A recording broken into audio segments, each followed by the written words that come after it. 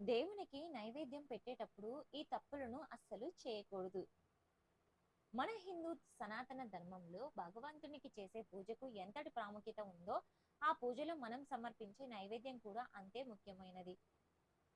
మనం చేసే పూజా విధానంలో నైవేద్యం సమర్పించడం అనేది అత్యంత ప్రధానమైన ఘట్టం. అయితే దేవుడికి నైవేద్యం ఎలా వండాలి, ఏ పాత్రలో సమర్పించాలి, సమర్పించేటప్పుడు పాటించవలసిన అసలైన నియమాల గురించి మనం ఈ వీడియోలో క్లియర్గా తెలుసుకుందాం. అలానే కొన్ని తెలియక చిన్న చిన్న పొరపాట్లు జరుగుతూ ఉంటాయి. మీరు చేసే పూజకు సంపూర్ణమైన ప్రతిఫలం దక్కాలన్నా, భగవంతుని అనుగ్రహం మీ కుటుంబంపై ఉండాలన్నా, నైవేద్యం విషయంలో మన శాస్త్రాలు చెప్పిన విధంగానే మనం ఆచరించాలి. అలాగే ఆ నియమాలను ఖచ్చితంగా పాటించాలి అనే విషయం గురించి మనం ఇప్పుడు ఈ వీడియోలో తెలుసుకుందాం. దేవునికి ప్రసాదం వండేటప్పుడు కేవలం వంటగది శుభ్రంగా ఉంటే సరిపోదు. వండే వారి శరీరం, మన మనస్సు కూడా అత్యంత పవిత్రంగా ఉండాలి. నైవేద్యంగా తయారు చేయడానికి ముందు తప్పనిసరిగా తల స్నానాన్ని గాని, కనీసం సాధారణ స్నానం గాని ఆచరించాలి. ఉతికిన, ఆరవేసిన శుభ్రమైన వస్త్రాలను మాత్రమే ధరించాలి. అలాగే వంట చేసేటప్పుడు మనసులోని ఇతరుల పట్ల ద్వేషం, కోపం, నెగిటివ్ ఆలోచనను అస్సలు ఉంచుకోకూడదు. ఎందుకంటే మనం వండే ఆహారంలోకి మన మనసులోని తరంగాలు ప్రవేశిస్తాయి. అందుకే ప్రసాదం వండేటప్పుడు నిరంతరం ఇష్టదైవ నామస్మరణ చేస్తూ వండాలని పెద్దలు చెబుతారు. ఇక్కడ చాలా మంది గృహిణీలు తెలియక చేసే అతి పెద్ద తప్పు ఒకటి ఉంది. దేవుడికి పెట్టే ప్రసాదంలో ఉప్పు, తీపి సరిపోయాయో లేదో అని వండేటప్పుడు కాస్తంత రుచి చూస్తూ ఉంటారు. శాస్త్రం ప్రకారం ఇలా చేయటం మహాపాపం. మీరు రుచి చూసిన మరుక్షణమే ఆహారం ఉచ్ఛిష్టం అంటే ఎంగిలి అయిపోతుంది. మనం ఎంగిలి చేసిన పదార్థాన్ని దేవునికి మరియు ఇతరులకు కూడా పెట్టడం కదా. మరి సాక్షాత్తు ఆ భగవంతునికి ఎలా పెడతాం? దేవునికి వండేటప్పుడు అన్ని సరిగ్గా సరిపోయాయా అనే సంపూర్ణాన్ని విశ్వాసంతో వండాలి. ఒకవేళ ఉప్పు లేదా తీపి తగ్గిన భగవంతుడు ఏమీ అనుకోడు. కానీ ఎంగిలి చేసిన ఆహారాన్ని మాత్రం ఆయన అస్సలు స్వీకరించరట. ఇక నైవేద్యంలో ఏ పదార్థాలు వాడాలి, ఏవి అసలు వాడకూడదు అన్న విషయానికి వస్తే, భగవంతుని సమర్పించే ఆహారం ఎప్పుడు సాత్విక గుణంతో నిండి ఉండాలి. ఆవు పాలు, ఆవు నెయ్యి, ఆవు పెరుగు నైవేద్యం వాడటం అత్యంత శ్రేష్టకరం. అలాగే తెల్లటి పంచదారికి బదులుగా లేదా కండ చక్కెర వాడడం చాలా ఉత్తమం. అనగా పటికి బెల్లం, పండ్లు, కొబ్బరికాయ, తేనె, గోధుమలు, బియ్యం వంటివి దైవ కార్యాలకు ఎంతో అనుకూలమైనవి. ఒక్కొక్క దేవునికి ఒక్కొక్క పదార్థం అంటే ఇష్టం ఉంటుంది కాబట్టి.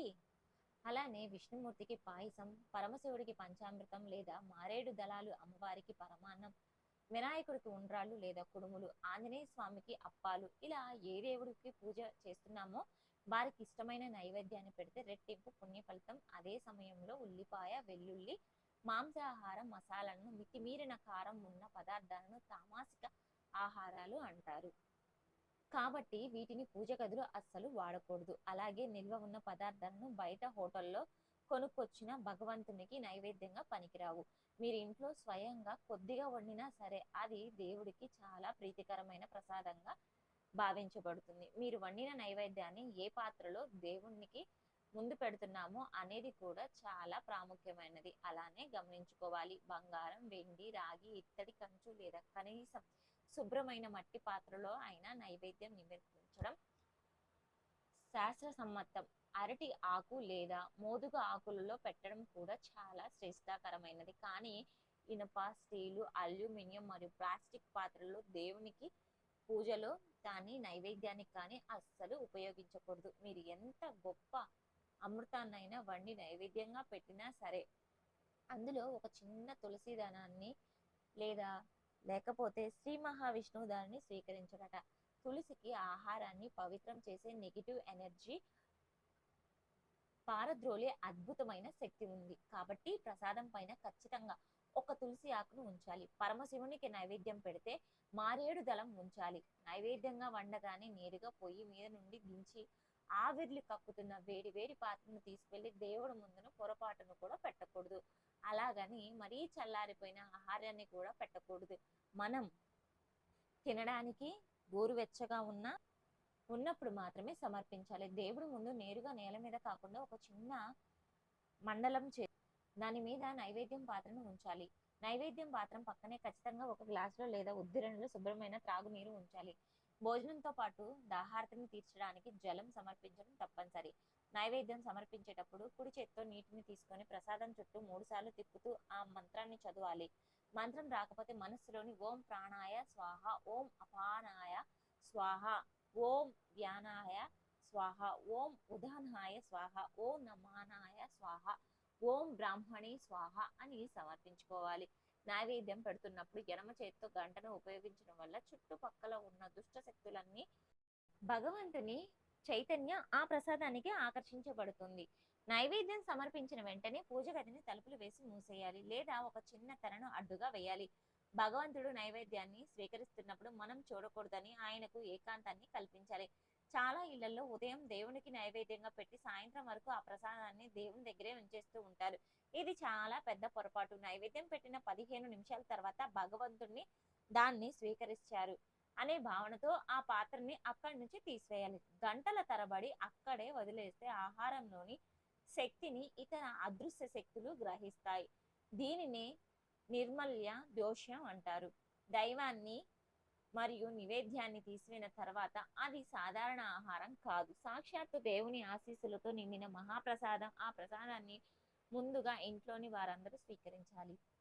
ఆ తర్వాత చుట్టుపక్కల వారికి లేదా ఇంటికి వచ్చిన అతిథులకు పంచాలి. కానీ ఎట్టి పరిస్థితుల్లోనూ చెత్తలో మాత్రం పారేయకూడదు. ఒకవేళ మిగిలిపోతే ఆవులకు లేదా పక్షులకు ఆహారంగా పెట్టాలి. మన మనస్సులో ఉండే భక్తి మాత్రమే.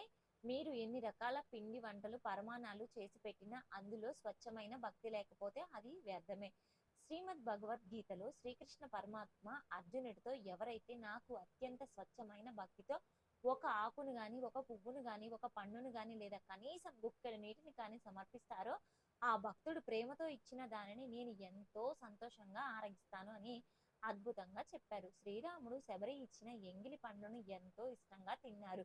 ఎందుకంటే అక్కడ ఆమె పెట్టింది ఎంగిలి పండ్లు కాదు, తన జీవిత కాలపు భక్తిని. భగవంతునికి పేద ధనిక అనే తారతమ్యాలు లేవు. ఆయన ఆశించేది కేవలం మీ గుండెల్లో ఉన్న పవిత్రమైన ప్రేమను మాత్రమే. అందుకే నైవేద్యం సమర్పించేటప్పుడు వస్తువులను స్వచ్ఛత చేస్తున్న పనిపై ఏకాగ్రత, దేవునిపై సంపూర్ణమైన ప్రేమను అనే 3 సూత్రాలను ఎల్లప్పుడూ కూడా గుర్తు చేసుకొని ఈ 3 కలిసినప్పుడు మీరు సమర్పించే నైవేద్యం పరమాత్మకు చేరుతుంది.